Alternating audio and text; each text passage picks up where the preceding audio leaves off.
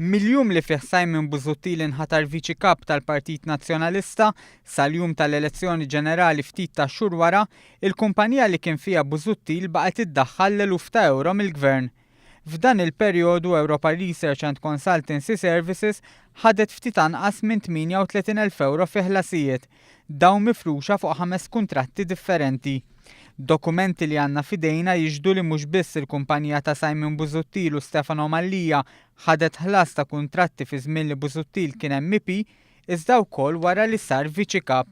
Dan mill-Ministeru tar-Riżorsi li għalih kien responsabbli George Pulicino. Minn dawn il-flus 30,200 euro ingħataw fit-30 ta' Diċembru tal-2012, filwaqt li l-kumplament ingħataw lejliet l-ewwel jum tas-sena l-oħra u ħlas ieħor ingħata fit-8 ta' Marzu lejliet l-elezzjoni ġenerali.